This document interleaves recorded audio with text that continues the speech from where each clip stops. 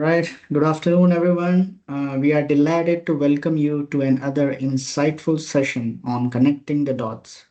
First and foremost, our heartfelt thanks to our esteemed speakers for joining us today and contributing their valuable perspectives to this panel discussion. Ms. Rupali Rani, CHRO at Oliva Clinic. Ms. Purnima Srinivasan, Vice President HR at Testogram Technologies. Mr. Venkat Swarup, Associate Director at TechWisen, Ms. Shikha Verma, Founder at Vibrant Vibes Consulting and Happiness and Mindfulness Coach, and Mr. Anil Gaur, Director at People Equations. We are truly honored to have such accomplished leaders with us, bringing their expertise and insights to this discussion. To know more about our speakers, you may follow them on LinkedIn. The links are shared in the chat window. Now, on behalf of HRAI, I also extend a warm welcome to our participants to this session on the impactful topic flexible working hours, productivity boost, or schedule confusion. For more information about HRAI and upcoming events, please visit the link shared in the chat window. It's now my pleasure to introduce today's moderator, Mr. Anil Gaur, who will be leading today's discussion with his deep insights and expertise. Mr. Anil is slightly under the weather and experiencing some throat discomfort today, so we request you all participants to bear with us. With this, over to you, Mr. Anil. Okay, thank you, Faisal, and thanks everyone, and welcome all the audience on this fantastic panel discussion, which all of us we will witness. So once again, good afternoon to all of you. Uh, when we are looking at this subject, and we are going to have an important conversation on flexibility and flexible work hours, its productivity boost or schedule confusion. Over the past few years, I think all of us we have experienced that in India, across the sectors, whether it's manufacturing, service, IT, retail, logistics, or even traditional family-run enterprises, all these businesses have navigated one of the most transformative shifts in work design, which is flexibility. But the question is flexibility when, where, and how employees it's conducive to employees to work. In my own research on workplace flexibility, especially I focus on manufacturing companies. I have seen a very interesting, scenario. On one hand, flexibility improves employees' well-being, retention, commitment, and even quality of the output or what company expect from them. Many employees they feel more trusted and more responsible when given control over their schedules. On the other hand, there is another interesting perspective that organizations struggle with the shift alignment, hand over the gaps, and coordination issues, and maintaining discipline without micromanaging their people. Now, this tension is visible everywhere. I'm using this word tension. Rather, maybe we can have some other appropriate word. So the issues which came across were shop floor experimenting with staggered shift. Apart from that, IT and BFSI sectors, they have adopted core hours with flexible starts and end times.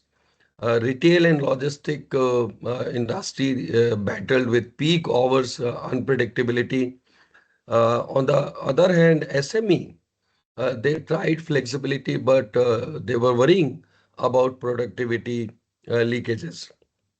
And young employees, especially Gen Z, when we look at them, they expect flexibility as a baseline, not a benefit. So therefore, the question is flexibility truly a productive multiplier, or does it create avoidable confusion? as our panel is going to discuss today, is nuances. Flexibility works only when supported by clarity, clear expectations, clear outcomes, or clear communication norms, or maybe clear team agreements. Without that, I think flexibility becomes a chaos. With the right framework, however, I believe that flexibility becomes a competitive advantage to the businesses, which helps them to improve on performance. It also, in my mind, reduce absenteeism. It can also enhance gender diversity and building a more responsive and resilient workforce. So, therefore, today, in this panel discussion, our goal would be to explore what kind of a flexibility actually works in Indian context, in Indian businesses, and how a leader can maintain alignment without micromanaging their teams. We can also look at how frontline and blue collar roles can also experience flexibility, not just corporate staff. And maybe another question which comes to my mind, that how organization can turn flexibility into a strategic capability rather than a scheduling formality or scheduling norm. So I'm also excited along with all the audience to hear diverse perspective from the wonderful panel we have today. The challenges which will they will definitely help us to understand our challenges on the various assumptions we have, and I'm quite hopeful that we will, all of us, we will have some meat after the conversation to take back to our home or workplace to think through and deliberate. So therefore, uh, coming to the with this backdrop, I think it's a very important and pertinent that we hear directly from the audience. And we have wonderful people, Rupali Rane, Purnima, Venkat, and Shikha. And when I was looking at it and looked at their profile and their experiences, I believe that Rupali comes with a resolution. So resolute Rupali, pragmatic Purnima, visionary Venkat, and supportive Shikha. So uh, so therefore, to begin with, I will raise a very common question from all the four panelists. And we would like to understand that based on your experience, how you would like to define flexibility. So I request Rupali to start with, and then all four of you can answer. Okay, now this is a very common question, and most of us, am I audible first of all? Yes, yes. Good evening, everyone, and the audiences. Lovely sharing the afternoon with you. I feel flexibility. We have spoken, we are living into it at this point in time. I feel it's a choice of when to work, not how much to work. That is a first base that we all need to understand. Because it is expected that people are accountable. That's why the way the systems are supposed to be drawn around it has to be very, very strong before giving the flexibility. Otherwise, the pressure of being motivated it can also burn the person. So that's for me the flexibility because trust factor goes high. And our new, as you rightly mentioned, clan which is coming into the workforce is absolutely expecting it, and giving flexible hours is not any more option. It's a compulsion. So flexibility according to me is when and not how much. Right. Okay. Uh, so who's I next? can go up. I can Um, go there. right. Definitely hello to all the audience and hello to all the entire team panel. So for me, flexibility means giving people some control over how and when they do their work while still keeping team the business which runs smoothly. And I think it's not about working less or more. It's about allowing different ways of working as long as the outcomes don't suffer. Different roles get different levels of flexibility, I think, because then that's how it works. It's not like all the flexibility should be same or equal throughout the system.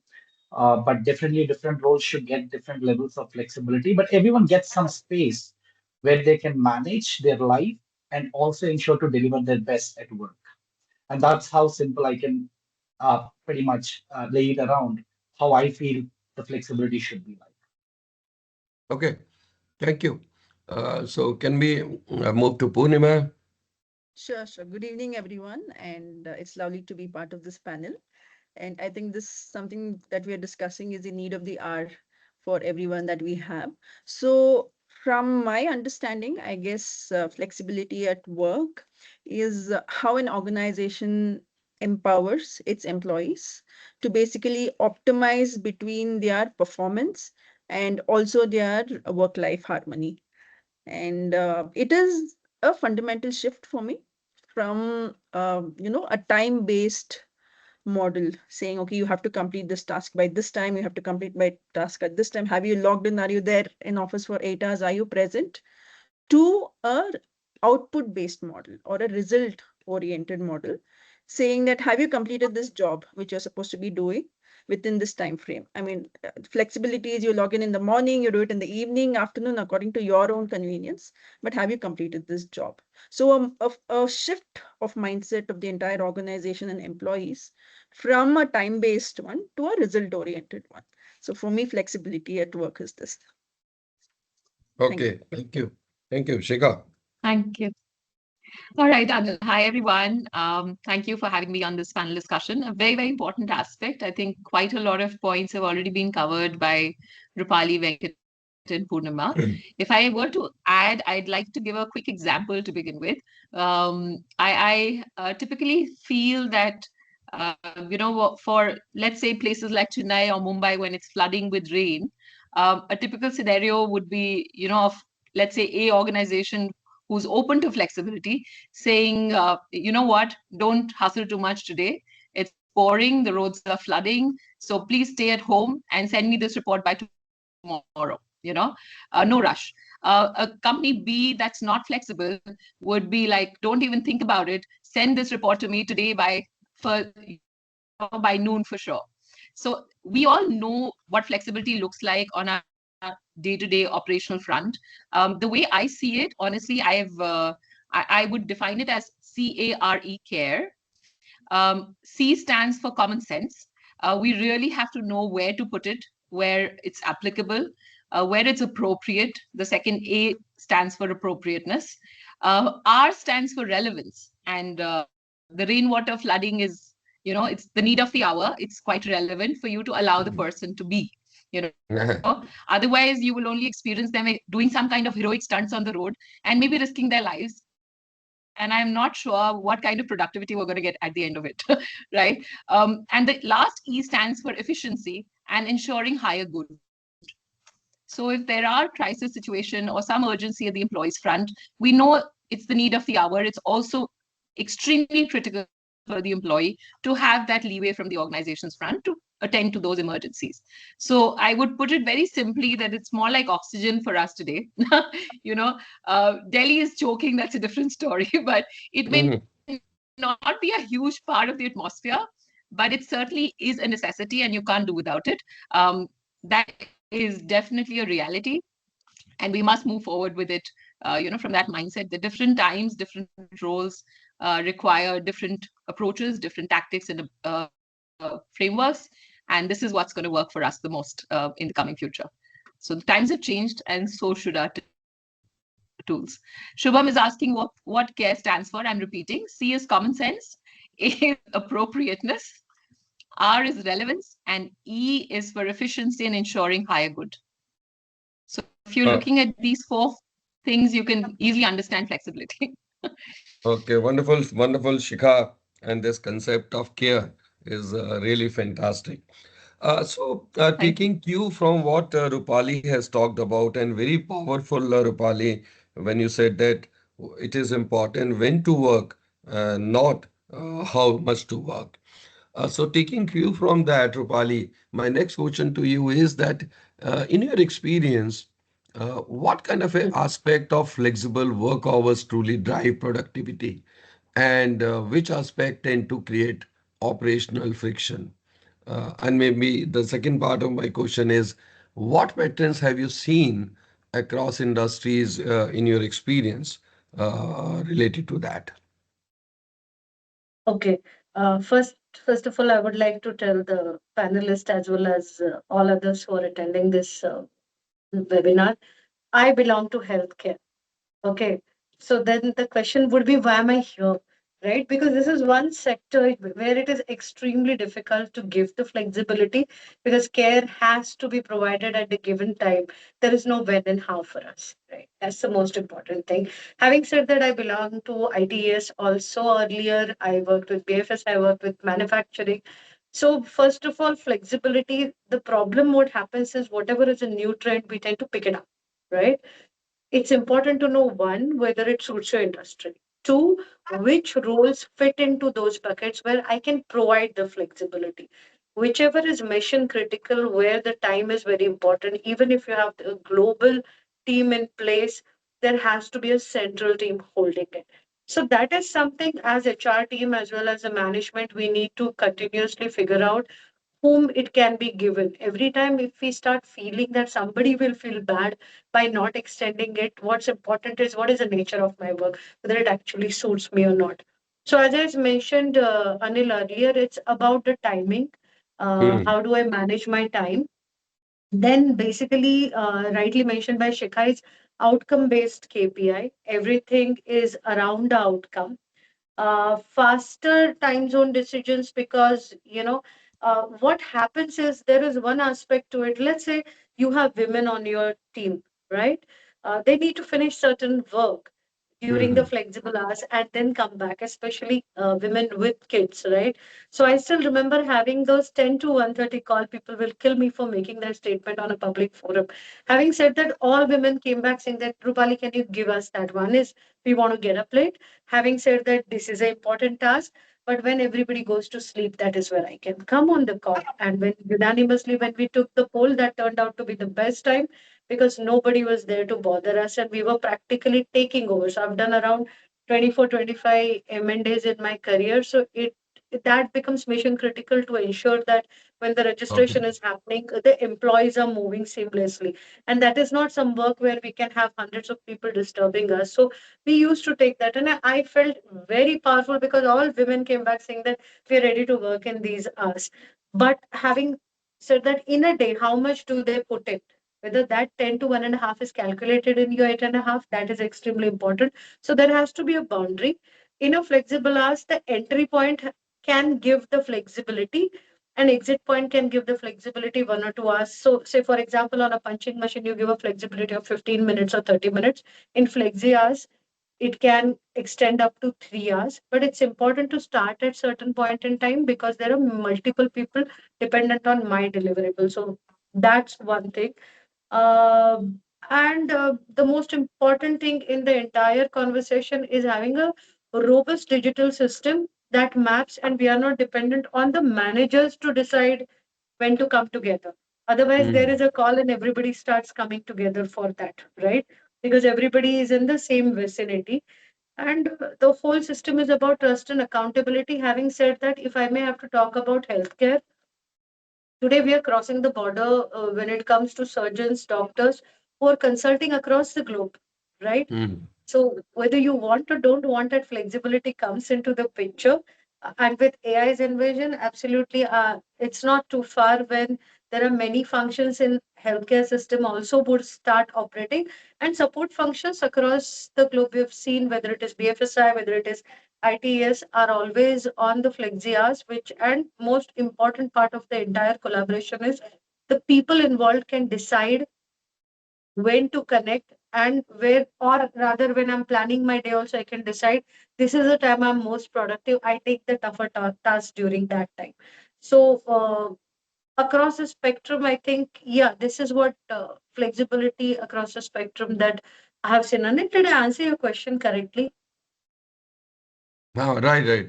Thanks, Rupali. In fact, I was also thinking while listening to you, in one of the client company, I also introduced a similar kind of, the staggered shift scheduling, where the employee have a choice to pick and choose.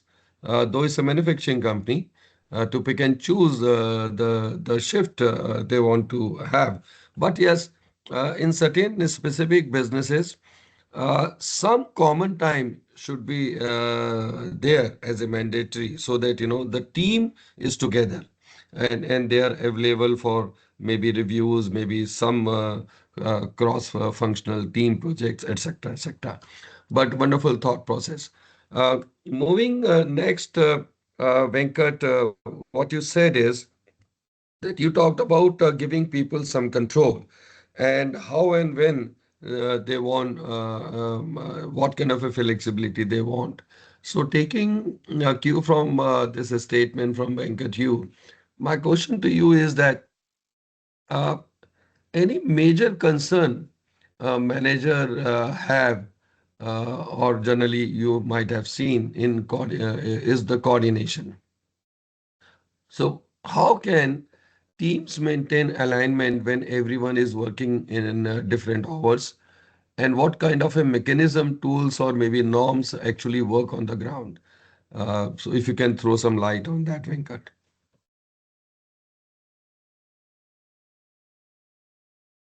Hello. Absolutely. Yeah. Um, yeah, I was just unmuting it. So yeah, when it comes to coordination, I believe maybe one liner, few people might agree, few people may not, but I believe flexible hours don't break coordination. Only the unclear expectations do. If there are certain unclear expectations that are set within the deadlines that you need to deliver, maybe they do break the coordination, but flexibility will not. For example, what has worked within some of my experience that I've been looking around, been working with the global teams, maybe a three-layered system, which I believe, which I can really share. First thing is we have to be very clear and non-negotiable on operation rules. Like how every team needs, maybe let me put this as an example, a Mm, defined time SLA. If there is a set SLA within this particular time, somebody can do it. Doesn't really matter what is the flexibility, they should be able to do it. Maybe respond to the client's maybe internal requests or internal requests coming in from the team within X number of hours.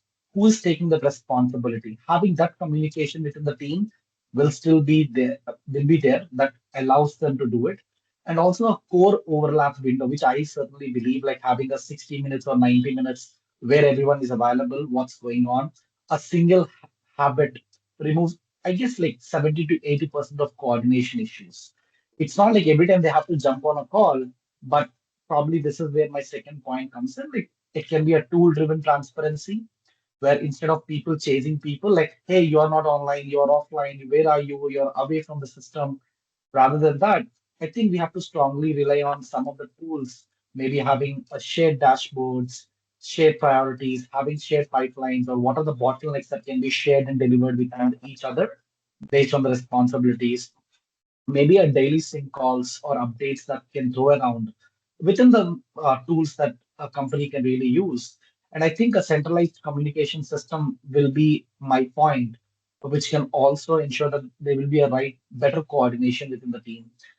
And mm, also, I believe when the work is visible, people don't need to be physically or temporarily present. The work should be done. How it is very being important. done, it's more important, I believe. And last but not the least, within that system, I think there should be few rituals that everyone should be aligned with.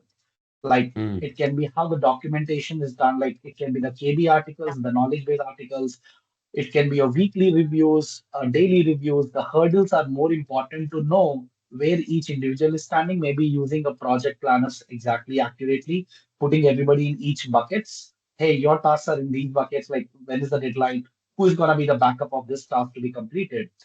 And ensure that teams never lose the bigger picture, like what's mm, going on. Somebody or the other is there in the system who knows where the system is getting over to the process. Even if people own the entire system as their, like whoever's taking the responsibility, I think they can deliver, irrespective of what their times and flexibility is. So my formula is simple, which I would say clarity, visibility, and the right rhythm. With these in place, flexibility actually improves alignment Mhm. instead of really hurting it. Thank you. Very well said. Very well said, Venkat. And what you talked about the outcome based. In fact, Purnima also said the same thing. That she also believes in outcome based model on flexibility, which is result oriented rather than typically the policing kind of a job that how when people have entered into the office area or when they are leaving. So, Purnima, what capabilities do manager need to develop to lead the flexible teams successfully, especially when we look at the trust building, communication, discipline, and expectation settings? Yeah, I mean, getting the managers ready to manage flexible teams itself is a huge task for the leaders, I feel. So presently, what organizations are not focusing on is how to train their managers to manage flexible teams, because there is a huge shift in mindset, like I mentioned earlier, from managing people whom you can see to managing people whom you can't see. So Mm. there is a new set of capabilities that is needed, and the first one, like you mentioned, stands is the trust building capabilities.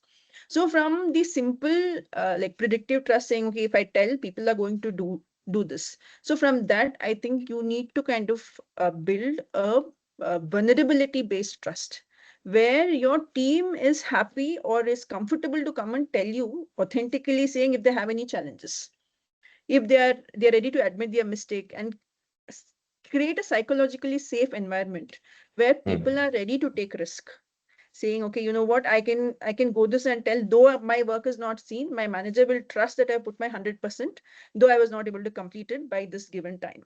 So I think building this kind of trust is very important for managers.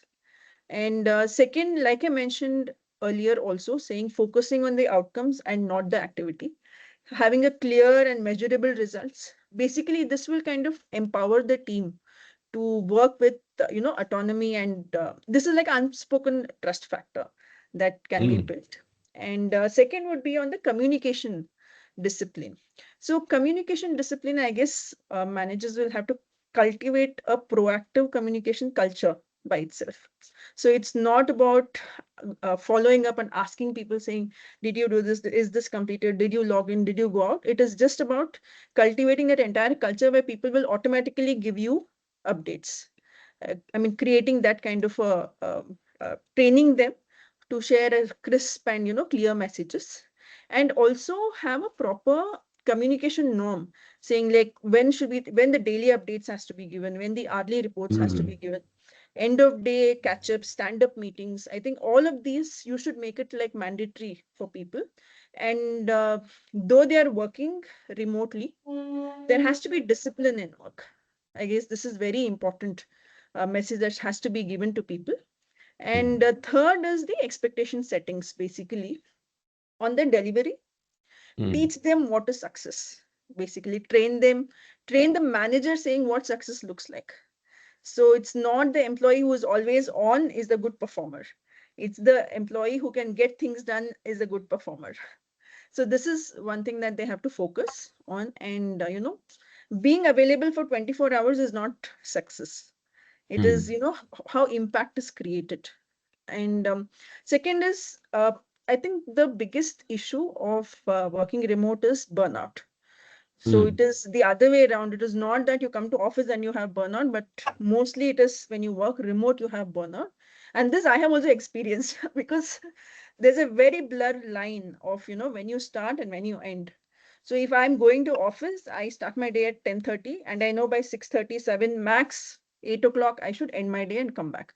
But when I'm working from home, I get up with my coffee and I sit by 9 and I don't know how the Mm. time passes, and it's already 9 in the night, and I'll still keep completing, and I am productive much more than what it is when I'm in office.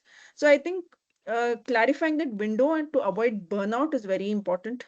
Set proper norms and boundaries, and as leaders or managers, I think you should normalize working hours as focus time.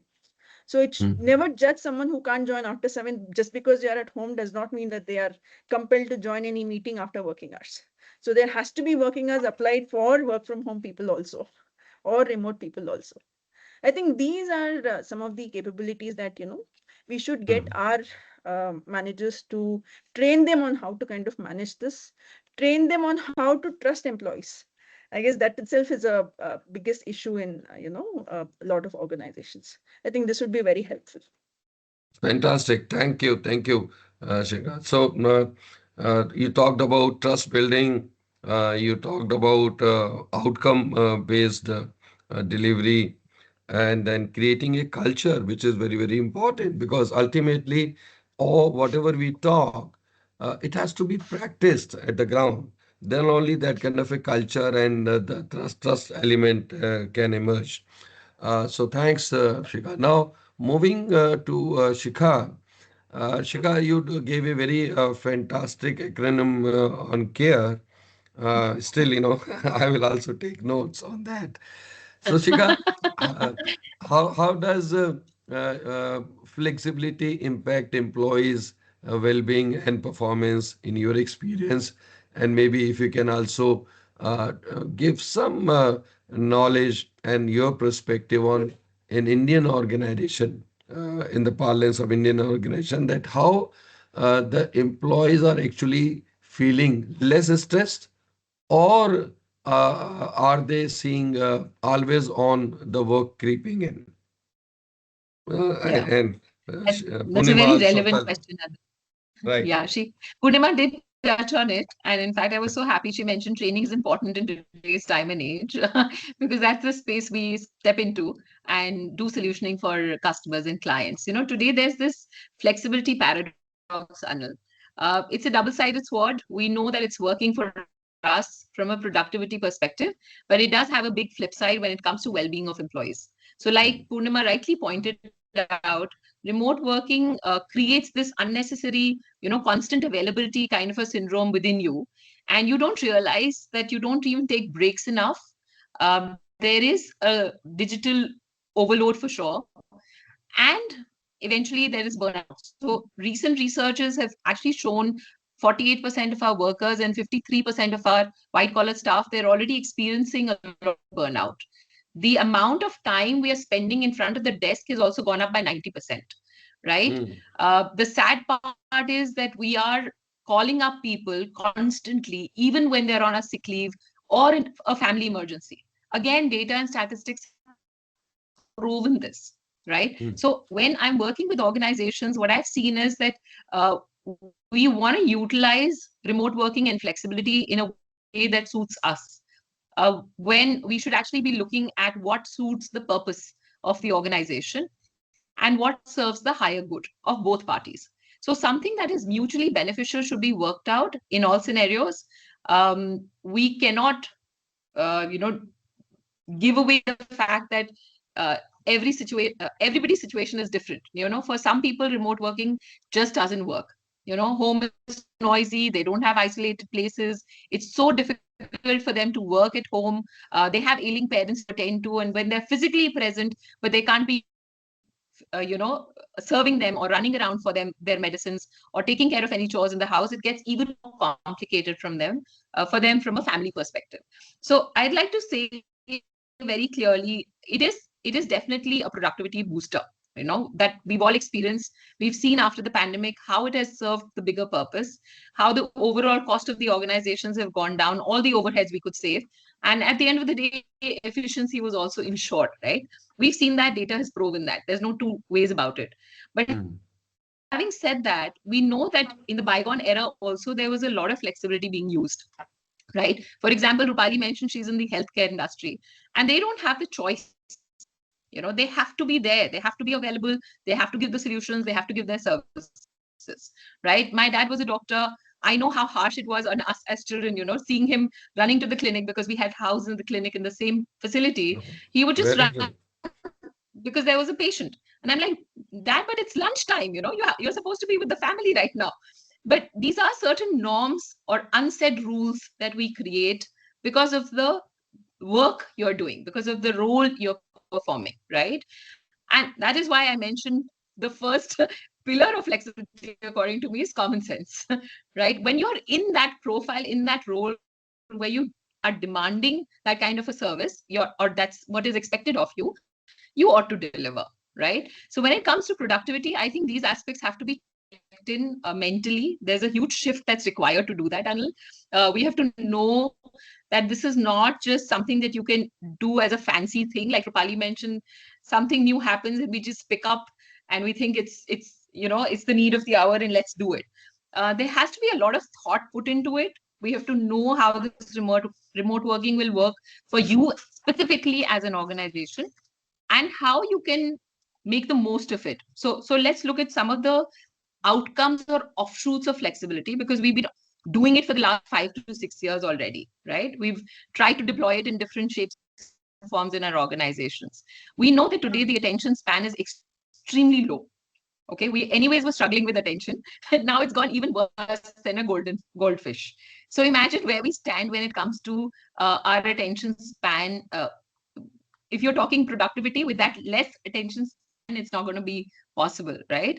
We have depleted energy levels. Okay, we have overload of information, and there's this constant electronic leash that is being used that because the person is physically not available. I can't see Right. you, so I don't know whether you're working or not. So I want to keep a check on you. So when Purnima was talking about communication, I totally appreciate that. But I would love to add that we have to know how and where to draw the line, where to cut off. Okay, because we get obsessed with these things very quickly and we cross the line. Okay, so setting these boundaries as an organization is extremely crucial if you want to strike that kind of a balance between productivity and well-being.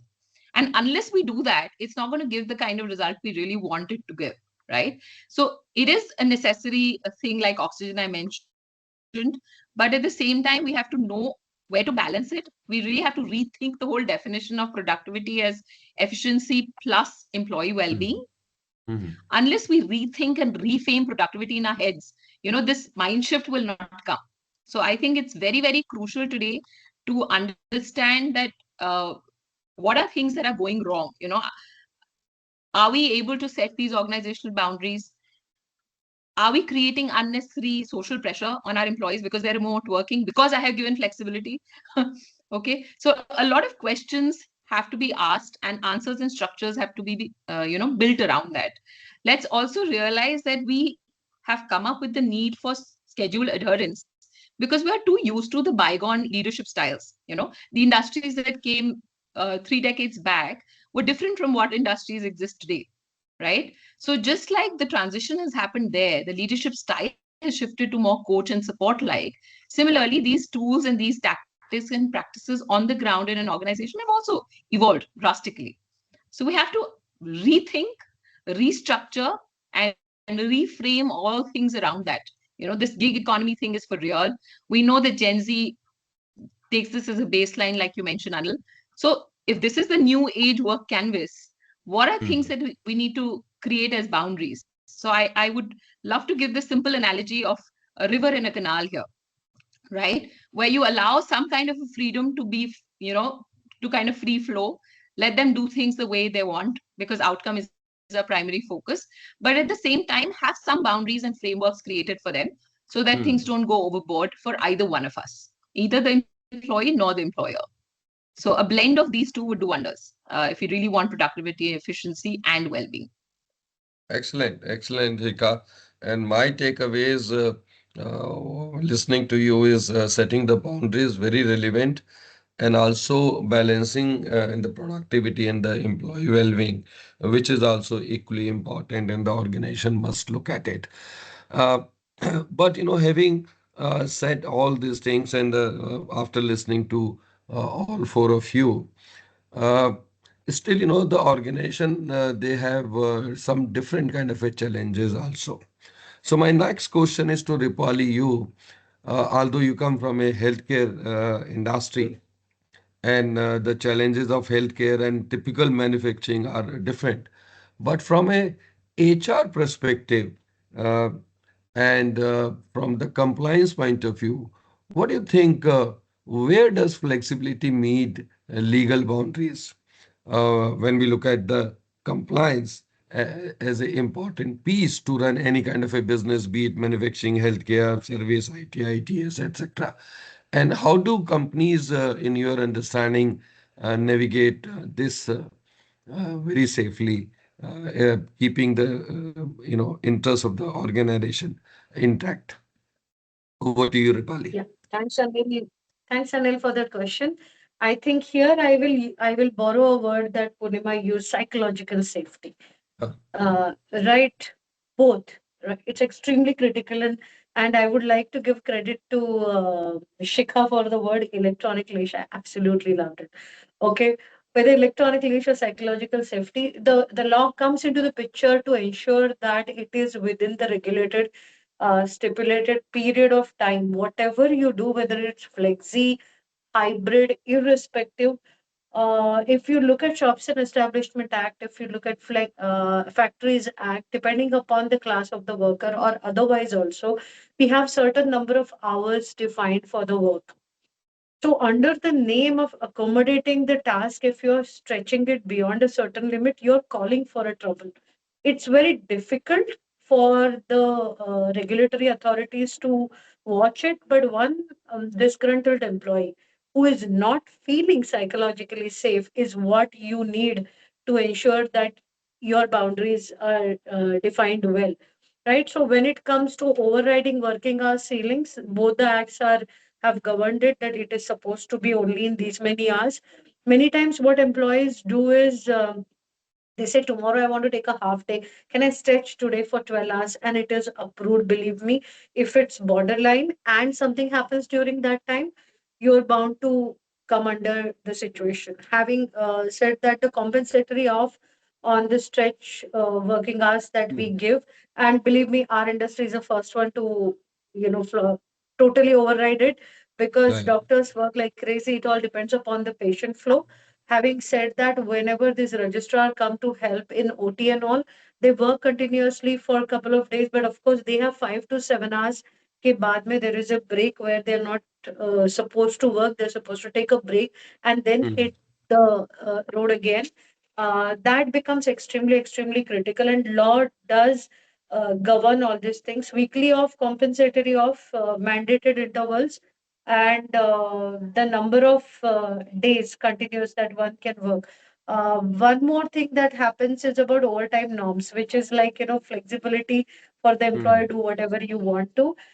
Again, as I mentioned earlier, it takes only one employee to come back saying that, boss, I have stretched it and I've been stretching it for months together due to the cost optimization idea, and it comes back. 2x basic wages is something which is mentioned as per the law. So that is something that has to come. We need to track the hours properly. And believe me, it's not very difficult. I think we have sophisticated products available in the market today. If you can, if as HR, we inbuilt those red flags mm, when the certain hours go, and the intimation, and it is auto generated. No more HR people have to send a reminder or something. But when you build your HRIS system, if you build those red flags, when it comes to tracking the time, paying overtime, and ensuring minimum rest intervals, if all these three are mentioned, you will not come under any legal scrutiny for that matter, because the same HRIS system is used by the auditors to look at whether I'm following up or not following up. So these are the three areas what I feel is comp of tracking of the hours and OT are something that comes under the compliance norms, which are applicable mm. to flexi hours companies also. Okay. Thank you, Rupali. And in fact, this is a very practical, grounded insight you have shared, and it is going to be useful to many audience, because whatever we do and talk, we can't shy away from the realities and specifically keeping the compliance intact. So thanks. Venkat, you somewhere talked about the fairness. So now my question to you is that how do we ensure fairness? And when certain roles get more flexible, uh, than or they bring flexibility than others, how can organization prevent resentment or a sense of inequality? Uh, well, probably I think everybody will have a very different perspective of how fairness should be treated. Uh, Right, right. Fairness doesn't mean that everyone should get same flexibility, Mm, according to me, but it means everyone gets the flexibility as per their roles that allow them. Because as definitely as Rupali and Shika was mentioning, like especially healthcare, I mean, you cannot define that this is a standard flexibility. Everybody will have same flexibility. Now, what about the frontline staff? Example. That's a altogether a different story. So I think the friction usually starts when companies try to hide why, or we even see some of these things that quite happen with fairness until unless if it's probably communicated transparently and honestly, the fairness doesn't come out. It should be transparently shown, like this is why the flexibility is there for this role, and this is how the flexibility looks like for this role, and this is how it looks for this X role and Y role. For example, probably I can pick this as an example, like a role alignment, maybe a logic that we can look at. If it's a client-facing role, uh, they think that because of the client availability, somebody should be available at that particular time, and the flexibility can only be within that time frame. And it's not like, oh, you do whatever you want. But if the deadline, as I mentioned even previously in other panel members spoke, the work should be looked at like how it is getting the output more than at what time and how much time they are trying to do. We always should help the team to deliver. So the fairness might move from the client facing roles to a frontline workers. For example, when it comes to flexibility of non identical flexibilities. Maybe that's how I can put it across. A frontline staff should have a predictable rosters, like how they should mm, look at the rosters before. Choice of preferred shifts, maybe that can be a mm, good flexibility for them. Or maybe like a monthly swap options, like this shift I do this month. Maybe they can also have that flexibility rather than say they work from home, because most of the frontline workers or XYZ people of different roles may not have that, or maybe like a fixed weekly personal hours that we can provide them also might help them for their well-being. As Shika mentioned, how it is important also to draw that line. mm. So the knowledge the worker gets with the timing flexibility is more important. Like that's how they can really map and plan how they can also like to be flexible at work. It cannot be same across all the different domains or roles.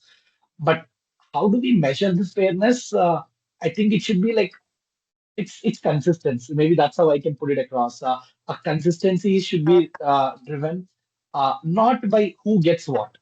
Mm, Maybe if two people at the same role gets different rules, the resentment begins there. If mm, the rules are applied consistently, even the tougher ones feel it's a fair one, because even if it's tough, I mean, I'm sure like uh, the two people will start comparing. Hey, you had the flexibility. Why I didn't have that flexibility? But if the message is very clear and consistent, why somebody is getting what flexibility and what is there, then the rules should be very clear and across. I think at the end of the day, the fairness is like to conclude. I would say it's more about like transparency, consistency, or giving everyone the sense of control. How even in any form the flexibility varies, like any at any point of time. So we have to just keep those things in mind and see how we can measure the fairness. But I think so there is not one hard fast and rule that we can talk that this is how the fairness is. But depending upon the roles, the importance of that role, and also the, I mean, depend on the identities of the roles, the fairness will probably the scale of fairness can change from one role to the other. Maybe that's how I can probably look at how fairness can be measured. Okay. Thank you. Thanks, Venkat. Shika, sorry, Purnima, you talked about expectation and setting the expectation on deliverables. You also mentioned that, how people can be trained to taste the success. So having said that, what are the some of the signal that comes to your mind that when flexibility or flexible hours, they does not work either for the individual or the team. And in that scenario, how should managers intervene early and at a right time without micromanaging and ensuring that delivery expectation or deliverables is also set and the people also taste the success?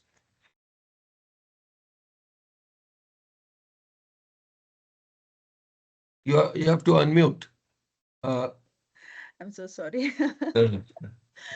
So at an individual level or an employee level, I think the first signs of burnout, or I mean, the first sign of would be like the massive disengagement you see in their work or any kind of meetings or any kind of off or informal meetings that you have.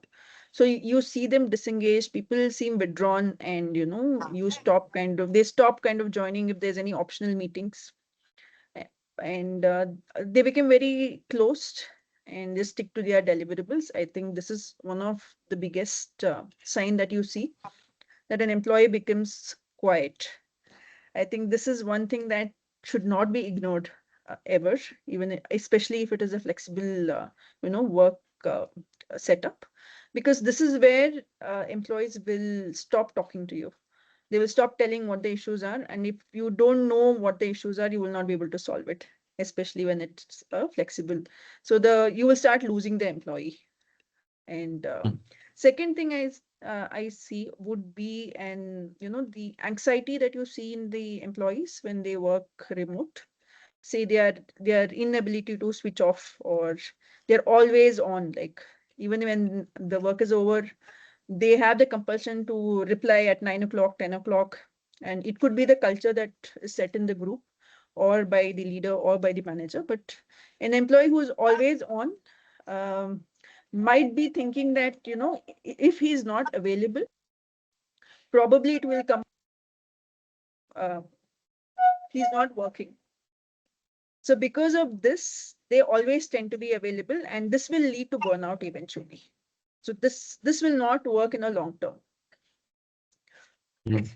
Second, I mean, the last one would be like, if there is confusion in, in their ownership, or there's a lack of alignment of priorities, the employee is not able to assess which deliverable he needs to prioritize.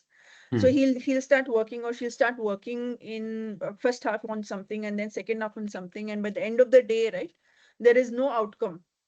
I think this will stop giving the fulfillment of work to employees, and this will lead to kind of this. These are signs which might show that flexible work is not working out for these people. And a lot of people like this who create a team, I guess, will start showing signs that is, the deliverables are hampered as a team, and there could be confusion of ownership when it comes to team saying, I thought she was supposed to deliver, I thought he was supposed to deliver, thought he was supposed to update. I think if there is no clarity, like I mentioned earlier on, who the communication clarity, I guess this will fail as a flexible working team. And then if there is any reduced visibility of work, like you feel one person is working too much and the other person is not working at all, this is not an issue of the team member or the employee, but this is the issue of the manager or the leader. They have not set clear visibility channels. And this might lead to, a lot of other things, like employees might start feeling that people are kind of partial towards the other person. They're not able to see what I'm kind of delivering. I think this could be an issue. And you will start seeing a decline in cross-functional alignment. Now, the success of every project, the success of every organization is when there is seamless communication. But Mm. when flexibility at work starts building miscommunication between, say, tech or HR or customer-facing teams, I guess as a team, they will all fail. Okay. Okay. Now, how to tackle this basically without micromanagement? I think first thing is, I've mentioned it multiple times, establish transparency and clarity, Mm. and not control, saying that you have to be available, you have to do this, but clear cut ownership and delivery that is needed from each of them. So normalize working hours or office hours as working hours. And second thing, like Rupali mentioned, I think you should, if you want to monitor people or if you want to understand what they're doing in a day, make use of the machine, make use of the system. Put in like systems like HRIS, Jira, productivity. I think managers should just stick to being human and machines to do their job of tracking people of what they're doing. So at least you'll get a report of what you need by end of the day instead of you being on them all the time, checking what needs to be done. So this will reduce the manager's micromanagement that is needed. That is No, no, well, leveraging the tools, basically. very Yeah, well said, Purnima, very well. And in fact, the time has changed. This policing kind of a job used to be the reality in businesses 30, 40 years back. And when guy like me, we started the career, it was typical personal and administration department, where where we used to manage the time office initially and keeping a visual who is coming at what time and what they are doing. But now the time has changed, especially the young generation, uh, and uh, you need not to police them. You need not to fix a certain boundaries for them. And everyone wants to work, and they are conscious. The young law, they're conscious, they're tech savvy, they have a clarity what they want to do, what they want to achieve, and so that's it. I mean, what you need to do is only handhold guide support as and when required. correct. So Hmm. moving forward, to Shikha. Shikha, as you talked about setting the boundaries, and which is very, very relevant. And you also talked about, what exactly the industry must do, or how this principle of flexibility can really get the results for the businesses. So my question is that looking forward from now, how organization make flexibility realistic and sustainable? And what does the future workplace look like? Maybe, in my sense, next 5 to 7 years, because we should not look at 10, 20 years. Let's look at 5 years. Yeah. So I'm glad we are looking at this aspect more closely after a lot of inputs have come on the table. Um, I love the fact that Purnima has highlighted the need of, having more adept and more trained managers and leaders. It's crucial that we realize if we were to adopt flexibility as the culture, pillar of an organization, you have to start by upgrading, not just the frameworks or the systems or the tools, but also the mindset of your people, right? Right from the top management till the grassroots level. So it's not something that can be done at an operational level alone. This shift has to be more cognitive. It has to be more behavioral also in nature. It has to then translate down right at the ground level in our everyday, work. So tools and systems can do their job. People Connect will take care of a lot of other aspects around stitching the gap on coordination fronts, manager related issues and stuff like that. So it's always going to be a combination that can work out for us to make this sustainable. We do realize that this is a bunny world. It's very brittle. It's always changing. You have to be on the go. So the need of the hour has, it's a drastic shift. We are going through this churn. This new age work canvas is getting designed. As we speak, we do realize there's this new model that's come into emergence, right? And we're trying to make sense of all of those little things that we've experienced. I remember talking about this on BBC some time back when we were talking about quiet quitting, and we were seeing it as a big problem. When the reality was this is nature's own way of balancing things that have gone wrong for decades, right? We've been flexible, but we've been flexible on the other front more as an employer, asking for more number of hours. Okay, because we thought it's important for the job to be done. Here the tables have turned, just like in the marketing language, we say it's a customer driven market today, right? There's less of push and more of pull happening. It's the same thing in an organization where you don't set the norms get created by your employees, the people or the staff who's serving you. So this is the dynamic shift that's happening. And if we really want to make this sustainable, we have to work at all levels possible. So one of the things which is a very healthy sign that I do see is there's a new labor code that is coming. And I'm sure Rupali would know about this as a mandate that if you are taking overtime from them, you have to pay double to them. Okay, you can't go without proper documentation. The gig workers also have to be, doubly secured with their social security. So a lot of these norms have started to come into play.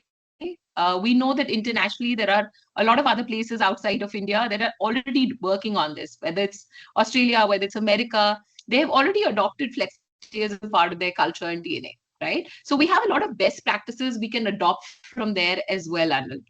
What I do see is when, Purnima pointed out the challenges, the confusion part of, who's supposed to do what, mujhe laga this guy is going to deliver, or, the unnecessary pressure that gets created. I'm physically not present, let me just quickly send this right now. So what if it's 11 o'clock? I'm going to log in and send this report to my boss so that he feels that I'm working hard. So there's this unnatural thing that is happening in the heads of people, making it a very dangerous tool also. So the paradox of flexibility has to be managed really well by bringing in, checkpoints and systems and processes wherever it's necessary. So there's a lot of thinking through and strategy that's required if we were to deploy it as a sustainable part of our culture, right? Where okay, I can give options from an employer perspective that people can choose from. Like I think Venkat mentioned, whether you want 2 hours of flexibility or whether you want a full-time flexibility, and is the role allowing that or not? Only then those options will be made available to them. Or you want, let's say, mandate 8-hour flexibility during the week. So you can have multiple options created as a matter of your structure from an employment perspective as to what you're offering to attract talent. That's only one part of it. Right. The other part of it is to actually make it an ingrained part of your DNA. Do a lot of these drives, initiatives, engagements, trainings for your people so that the cognitive aspect is well addressed.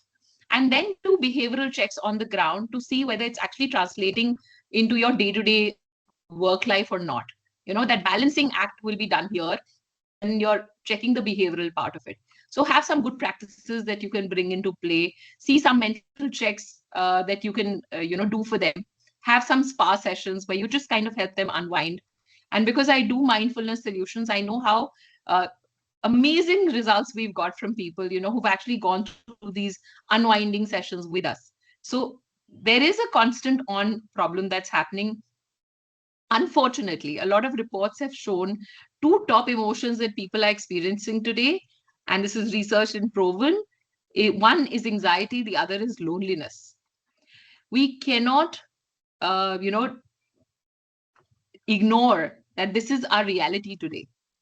People, by and large, across the globe are experiencing heightened amount of anxiety. And at these times, what's critical is for us to know how we can bring more peace into their life. How can we anchor them? How do we, bring more sanity into everything you and I are doing on a day-to-day basis? So yes, checkpoints, structures, tools, gadgets, all of it will make sense to us, provided we have a huge amount of intention to help each other. If we are going into an agreement to mutually grow, I am sure we will come up with brilliant ideas of what needs to be stitched where, and that should become your strategy, not something out of the book. I've been a practical person throughout my 23 years of experience, and trust me, whatever comes from your heart is the best strategy. On the ground, when you know your people in and out, when you felt the pain and you solutionize around that, there can be nothing more brilliant than that, right? So knowing what needs to be stitched immediately in this financial year will be the real proof of the pudding, to make this more sustainable from a culture standpoint. So, honestly, enough of hustle. We have to go hassle-free, Anil. This is the time where you really, truly need to become an amoebic organization where you know how you can help people juggle from different things at different times, whether it's organizational or it's personal. If you're there for each other, sky's the limit. You are bound to be a thriving organizations, and we have very successful companies doing it. A lot of big organizations, whether it's Google or LinkedIn, they have set great examples when it comes to their employee engagement practices. So we have a lot that we can learn from them, in terms of ingraining this into the DNA of the organization and making it a sustainable practice, really. So Great. Great, lovely. It was, mesmerizing listening to you. And in fact, you have also reminded me of my very early career. I used to work for Dabur India those days, 95. And there, that time, those days, we started a project, Leave Your Hustles Behind. Right. And creating that kind of a one-on-one relationship with the people. And that's yes. why from last many years now, I talk of tough love, that the role of HR is tough love. So the business decision, being an HR professional, you have to take from the mind. So sometimes you have to be tough, but people-related decision must come from your heart. That is, more love and affection and caring to the people. So wonderful. Now we are moving to the end of the session because the time is also gone up. Faisal, how much time we have? Can we pick up a couple of questions from the audience? I've received some questions. Yes, yes, Uh, yeah. We can. okay. Although the people who have asked the question, they have not mentioned that to whom they have asked this question. So I leave it to all four of you panelists. Vanshita Thakkar has asked, will hybrid models become the new standard for managing productivity? Any one of you? It's in the Yes, chat box. absolutely. Hmm. I Has it Yeah, think yeah. everyone. already I'm been straight. adopted? Yeah. Absolutely. I don't think we have any choice left to confine people into four walls. Absolutely not. Wherever possible, we need to give that because there is a huge economy that's building and growing across the globe. If not in India, people will find somewhere else. It's better to provide it wherever feasible. Absolutely. You said it right, Rupali. And one of the prediction which I have and which I'm talking from last, I think 4 5 years post-COVID scenario, that the future is going to be when the government has also started talking on gig workers, which is a part of the labor code recently announced, that Hmm. multiple assignment, no single job will suffice for any professional, be it government jobs or the professionals. And a single qualification is not going to help in future. And we are seeing those kind of a scenario even today. So therefore, multitasking becomes very, very important and critical. And there could be a possibility that one of the clause in the appointment letter which company write, that once they hire a person, he or she has to be fully dedicated to a single company. That term will also go away very shortly, and all of us we will experience. Therefore, flexibility in whatever you do, be it a job or business or any other kind of engagement, has to be there, and organization will have not have any choice. What Rupali has very rightly pointed out. Now, And there's second just question. one thing I would like to add over here. Talking about the hybrid, one topic that we did not discuss over here is a performance management, where I Hmm. think Purnima did touch upon on it in the periphery that it's extremely important that just because you see somebody full time, quite possible one of you discussed that their work home environment is not suitable. So you tend to see the person in Hmm. front of you. There are some people, Hmm. we have Hmm. given the option. There are some people who are delivering much better sitting at home, being objective in the entire thing, and also the management to look at the manager from that objectivity rather than just looking at physical presence becomes extremely critical. So, performance management as a system now takes even further step ahead in terms of deciding whom you choose, how you choose, as well as how do you run the entire operations without losing your focus on the business priority, because at the end of it these are for profit organizations. You cannot only Yeah. talk about the people over here. So the performance management as a tool, I think, becomes extremely critical, and vice versa also. Somebody who Mhm. is not seen, and many of us are different. Some of us can speak, some of us can't speak. So it's important on either ways to be fair. I think Venkat did speak about the fairness. I think Mhm. that has to be robust if we have to move ahead with this kind of a model. Yeah, No, if I may thank just you. add one more point, Yeah. since it's very critical in this context. Trust building was brought up, I think, in one of the discussions from Purnima. Purnima. Purnima. Unfortunately, we don't have matrices to evaluate trustworthiness. A lot of our organizations go into a limbo when it comes to develop. We talk about it, we develop people, we try to do engagements and interventions around it, but there's no yardstick to measure it. I think that's one area that we really need to invest time in and start identifying nuances that can be put into place when it comes to evaluating people. Because performance, we all evaluate, we know the matrices where after their lives when it comes to KRAs, and all the PMSs will ensure it happens. How do we actually marry it with something as critical as trust building becomes the need of the hour, because you cannot adopt flexibility or even ensure operationalizing hybrid models in full play in full swing unless you have a rock solid culture based on trust and vulnerability and psychological safety. So these are aspects that we have to now drill down more in detail and spell it out in as many words as possible so that there's matrices well defined and you can make it sustainable for your organization in the long Very run. true. Very true. So thanks, Rupali and Shika. Let's quickly answer the second question from Shyam Gaur. Is flexibility becoming a non-negotiable expectation for the future workforce? What do you guys? I think we've already answered that. We've already answered that question. This has already been covered. I hope Shyam, you got the answer for your question. Nidhi Gajjar is asking, how do organization balance employee demands for flexibility with the business needs? I think partly that question has also been answered, where Shika talked about balance in productivity and well-being. You know, uh, I can give so a fun example if you want very quickly, please go ahead. because this is something that has recently happened with my husband.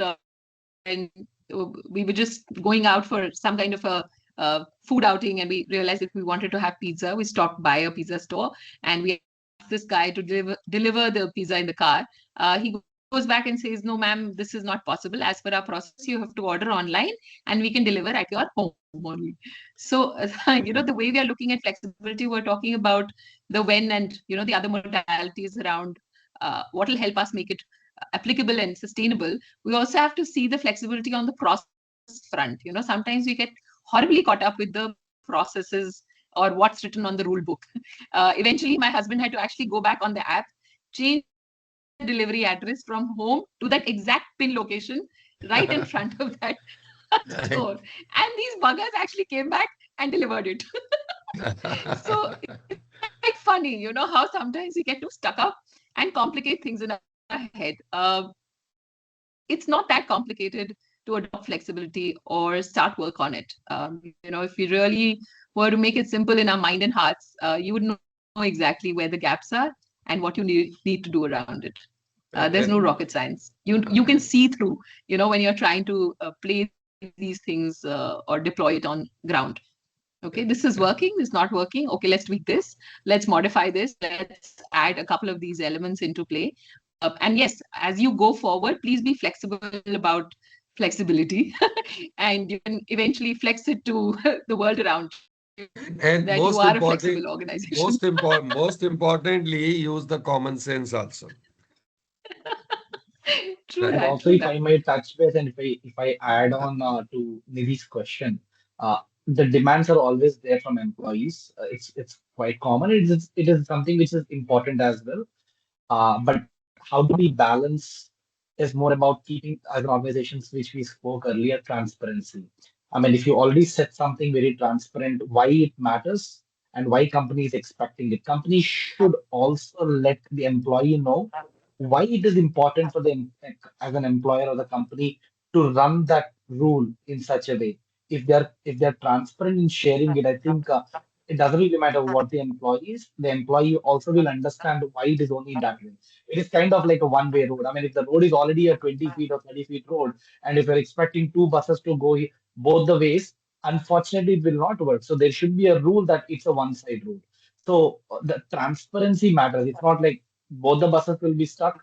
Unfortunately, the entire traffic is going to be the jam. So the business also is going to stuck somewhere. So I think to answer that question from my side, I think balancing the demands will come from the transparency with the rules, why they are there. That if Thank enlightenment can be brought to the employee, the demands can always be negotiated in the right way. Thank you, Venkat. And I'm sure that, it's a wonderful interaction, wonderful insight we got from all the four panelists. And it was excellent or exciting. I was really very excited before the discussion is started to take some insight. I've taken some notes, and I'm sure that audience must have received a lot of, food for thought and insights so that they can mull over, they can deliberate and pick up the relevant piece which can be implemented in their respective organizations. So we have already overshot the time. Faisal, over to you. And Thank thank you you. from my side. Thank you, Mr. Anil. Despite not feeling well, you gave your 100% and skillfully steered the discussion, ensuring a seamless flow of ideas and excellent engagement. We truly appreciate your dedication and commendable moderation. My Thank you pleasure. to all our esteemed spear panelists.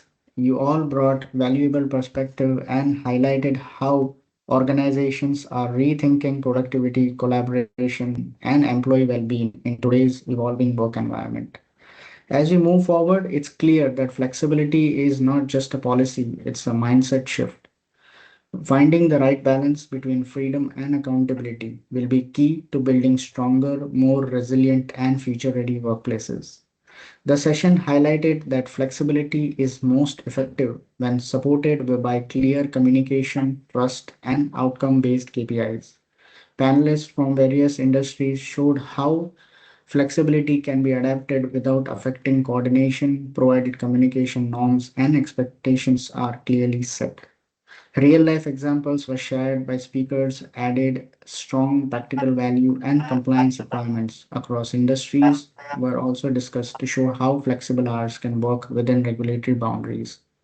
We hope our participants are leaving with actionable ideas and a deeper understanding on how flexibility can shape a more productive and meaningful work culture. For those eager to learn and grow, the recording of today's session is available on our YouTube link shared in the chat window. Thank you all to our participants for being part of the session. Your presence made the discussion even more meaningful. We look forward to welcoming you to our next session on the topic Remote Work Reality Check. Are some employees getting left behind? On December 11th, 2025. With that, we conclude today's webinar. Thank you for being part of this journey. Take care and farewell for now. Thank you, dear Thank speakers, you. once again. Thank Thank you, you, everyone. Irfan. Thank Thank you, you, Thank you. Anil. Venkat. Thank you, Thank you, everyone. Faisal. Thank you And so thank you, much. Thank Thank everyone. you, you. everyone. Bye. Wonderful Bye-bye. knowing Thank you you, all. everyone. Thank Thank you. you. Pleasure. Pleasure. Bye bye.